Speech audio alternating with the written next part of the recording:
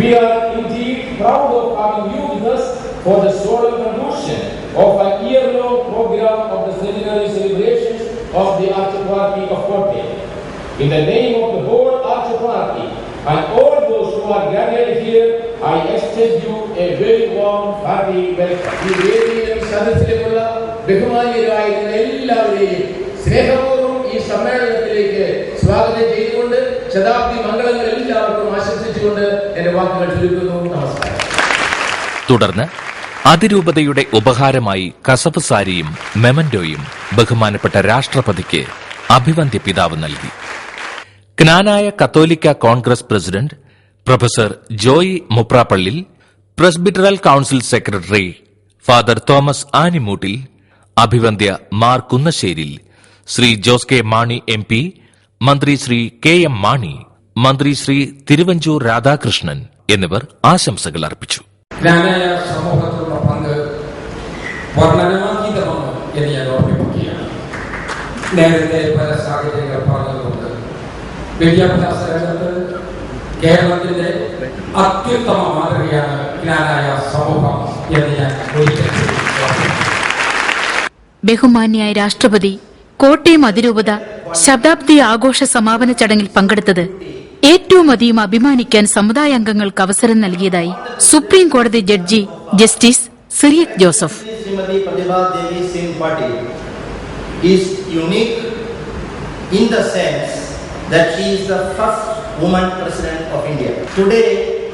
Rashtrapati Bhavan has not only the grace and fragrance of a woman, but also the love and care of a mother. It is this uniqueness that makes her the human form of Bharat Mata, the Mother India. Being the head of the nation, she is the symbol of the unity and integrity of India. Knanaya Christians are relatively small but vibrant group of Indian Christians. In matters of faith and morals, there is no difference between them and other Christians. They always remain part of the Universal Catholic Church. They are the proud citizens of India, and they are second to none in the matter of national feeling and patriotism. That is why we wanted the august presence of the President of India on this great occasion of glory and pride. Vatican സ്ഥാനപതി archbishop doctor Salvatore Pennacchio, അഭിവന്ദ്യ Mar George Alencherry. വിദേശത്ത് നിന്ന് കുടിയേറിയ സാംസ്കാരിക ധാരകളും ഉണ്ട്. 1665 വർഷത്തെ പാരമ്പര്യമുള്ള ഒരു സാംസ്കാരിക പൈതൃകമാണ് ക്നാനായ സമുദായത്തിന്റേത്. ഈ സമുദായത്തിൽ നിന്ന് കത്തോലിക്ക സഭയുടെ കൂട്ടായ്മയിൽ ചേർന്ന് നിൽക്കുന്ന കോട്ടയം അതിരൂപതയുടെ ശതാബ്ദിയാണല്ലോ നാം ആഘോഷിക്കുന്നത്. ശതാബ്ദിയോടനുബന്ധിച്ച് അതിരൂപത ഏറ്റെടുത്തിരിക്കുന്ന വിദ്യാഭ്യാസ സാംസ്കാരിക പദ്ധതികൾ ഇന്ന് ഉദ്ഘാടനം ചെയ്യപ്പെടുന്നവ ജാതി മത വ്യത്യാസം കൂടാതെ അനേകരുടെ അഭിവൃദ്ധിക്ക് ഉപകരിക്കുമെന്നതിൽ സംശയമില്ല. അതിരൂപതയ്ക്ക് നന്ദിപൂർവ്വം അനുമോദനങ്ങൾ നേരുന്നു. ക്നാനായ സമുദായം രാഷ്ട്രത്തിന് നൽകിയ സേവനങ്ങളുടെ അംഗീകാരം കൂടിയാണ് രാഷ്ട്രത്തിന്റെ പ്രഥമ വനിത കോട്ടയം അതിരൂപത ശതാബ്ദി സമാപനാഘോഷത്തിൽ പങ്കെടുത്തതെന്ന് ബഹുമാനപ്പെട്ട കേരള മുഖ്യമന്ത്രി ശ്രീ ഉമ്മൻചാണ്ടി. ഈ ധന്യ മുഹൂർത്തത്തിൽ അതിന് സാക്ഷിയാകാൻ സാധിച്ചതുള്ള ചാരിതാർത്ഥ്യത്തിലാണ് ഞാനിവിടെ നിൽക്കുന്നത്. ഈ ചടങ്ങിൽ ഇന്ത്യയുടെ ആരാധ്യയായ രാഷ്ട്രപതി പങ്കെടുക്കുന്നു എന്നത് തന്നെ ഈ സഭയ്ക്ക് രാഷ്ട്രം നൽകുന്ന ഏറ്റവും വലിയ അംഗീകാരമായിട്ടാണ് ഞാൻ കാണുന്നത്.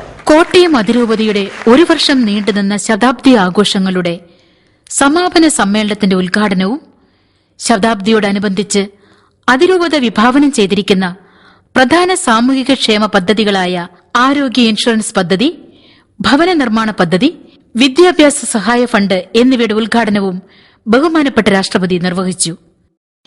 രാഷ്ട്രപുരോഗതിയും സാമൂഹ്യക്ഷേമവും ലക്ഷ്യമാക്കുന്ന ഈ പദ്ധതികൾ ക്രൈസ്തവ സഭയുടെ സാമൂഹിക പ്രതിബദ്ധതയ്ക്ക് മാതൃകയാണെന്ന് രാഷ്ട്രപതി പറഞ്ഞു.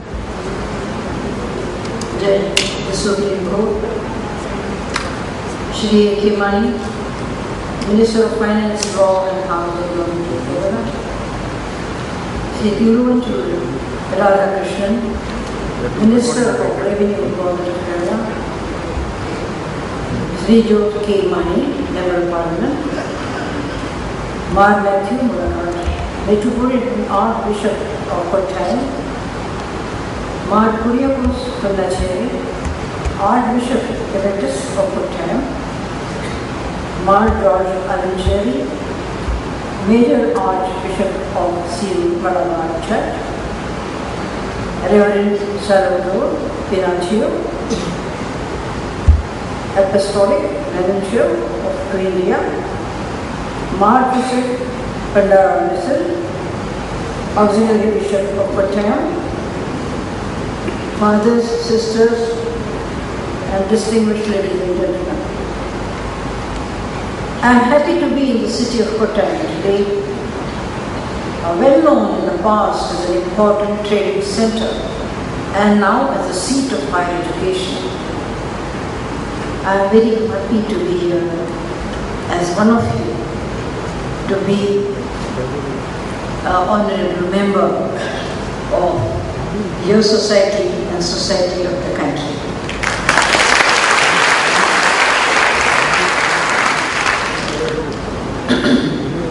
I understand the city is popularly known as the Akshara Nagari. That is the city of data. It is no coincidence as the district of Kottayam has one of the highest literary rates in the country.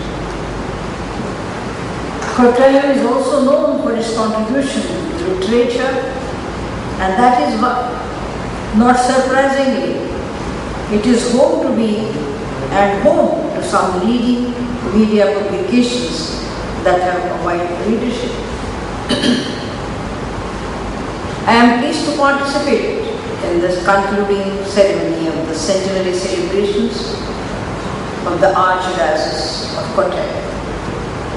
It was in 1911 when the Vicariate Apostolic of Kottayam was formed through an apostolic letter by His Holiness Pope St. Pius X. I am happy that during the centenary year celebrations, which began on July 15th last year, several social welfare and development programs have been undertaken by the Archdiocese of Kottayam. Today, I am glad to know that 3 new initiatives are being launched as part of the centenary celebrations. One is a comprehensive health insurance program which extends benefits to all families of the archieparchy together with other families, irrespective of caste and creed. I understand that about 30,000 families are to be covered under this scheme. Housing assistance through Entis Neharitu is the second project. It aims to provide to those in need in each parish with housing and maintenance assistance through the mobilization of local resources. Education is an important aspect as it provides knowledge and skills to people and especially to our youth to be capable of earning a living as well as to have a good value systems. Therefore, the Centenary Memorial Education Fund set up by the Archdiocese is a welcome step. Financial assistance from this fund will be provided interest-free. It is good to know that this fund has been created out of donations given by members of this diocese. These initiatives are a reflection of the social commitment of the Christian community in Kerala, which has been contributing to the progress and the development of the state and the nation in many areas. All religions speak of the values of compassion and kindness. There is no religion that promotes disharmony. Indeed, in the Bible it is said, "Clothe yourselves with compassion, kindness, humility, gentleness and patience." Nursing is one of such noble professions which is full of the spirit of humanity and service towards the ailing and in agony, which is full of compassion and gentleness. I must appreciate that Kerala is the state, and I understand Kottayam stands in the foremost when mainly girls take up to this profession and are engaged in this social service towards the humanity.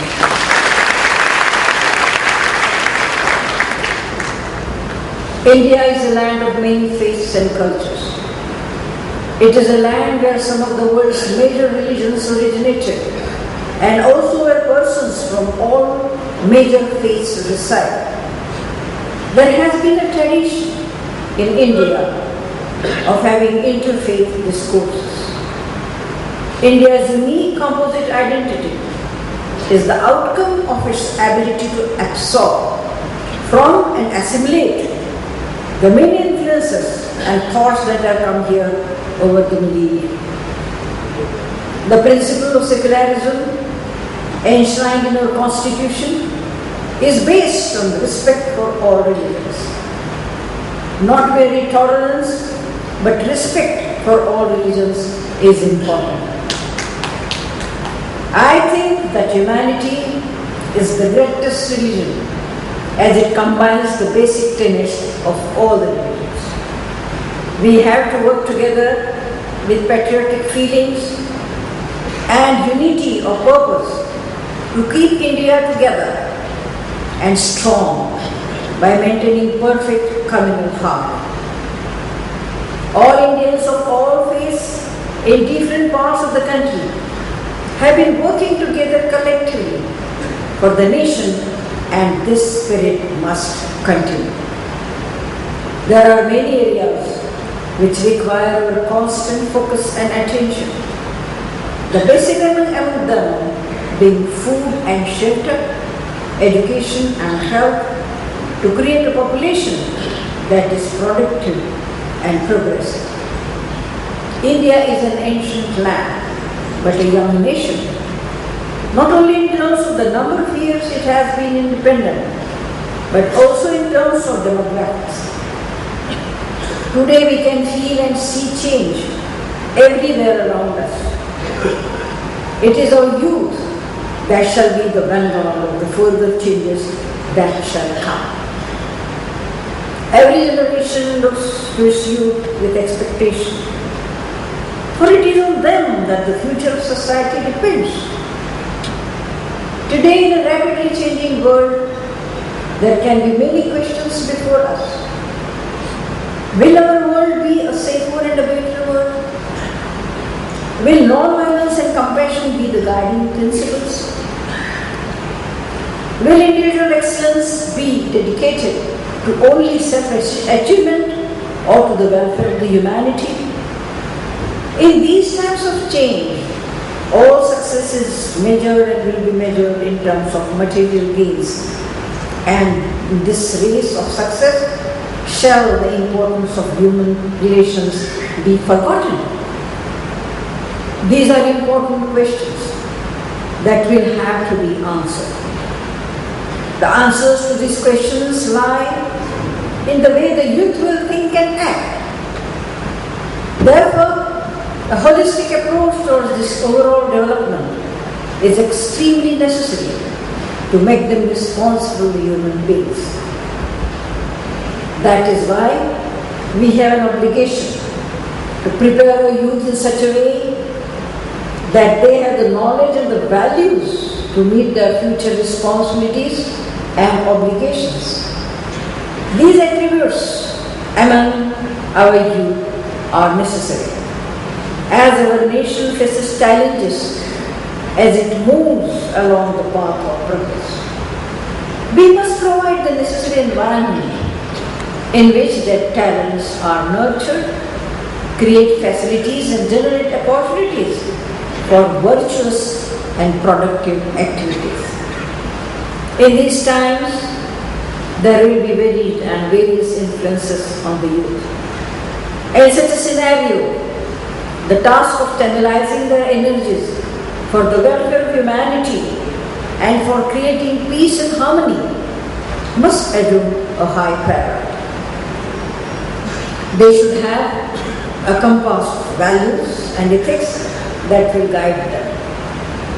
It will be compassion and an understanding that the human race has a common destiny that will inculcate a spirit of tolerance and coexistence, and all religions have emphasized this important message, which we must not forget.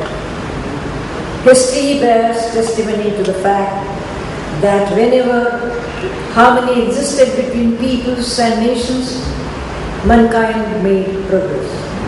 On the other hand, in situations of disharmony and strife, there was a lack of progress.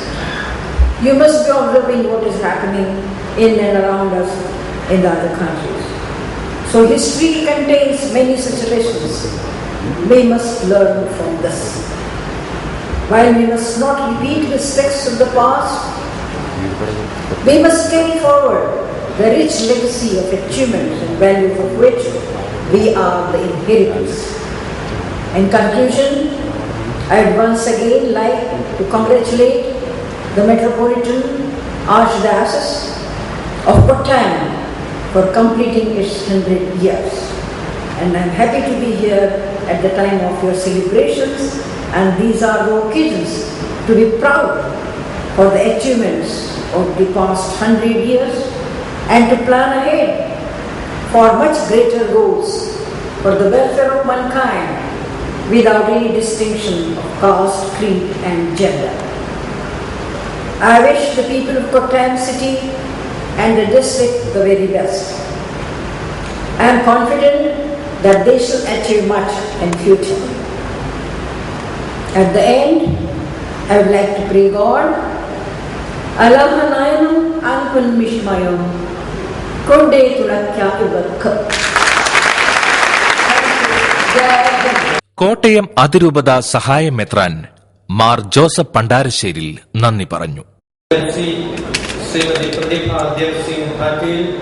The President of India, Honorable Chief Minister Sriman Chandi, all the dignitaries on the dais, our esteemed guests and family members. On behalf of the Gnanaya community and all who present here, I most humbly thank the President of India for inaugurating the valedictory functions of the centenary celebrations of the Archdiocese of Kottayam. Your Excellency, we place on record your personal interest in reciting Gnanaya prayer song in our mother tongue. We express our deep-felt gratitude to the Chief Minister, the ecclesiastical and civil leaders, all the distinguished guests, and all who present here. പ്രിയ സഹോദരങ്ങളെ, ഈ അസുലഭ മുഹൂർത്തത്തിൽ ഞങ്ങളെ പ്രത്യേകമായ വിധം സഹായിച്ച president, secretary, ബഹുമാനപ്പെട്ട Justy Fernandez, എല്ലാ മാധ്യമ പ്രവർത്തകർ, ജില്ലാ ഭരണകൂടം, പോലീസ് മേലധികാരികൾ, ഈ ഒരു സന്തോഷ സുദിനത്തിൽ ഇവിടെ സന്നിഹിതരായിരിക്കുന്ന നിങ്ങളെല്ലാവരെയും ഹൃദയപൂർവ്വം നന്ദി പറഞ്ഞുകൊണ്ട് ഞാനൊരു വാക്കുകൾ ഉപസംഹരിക്കുന്നു. ദേശീയ ഗാനത്തോടെ കൃത്യം 1 മണിക്ക് സമാപന സമ്മേളനം സമംഗളം പര്യവസാനിച്ചു.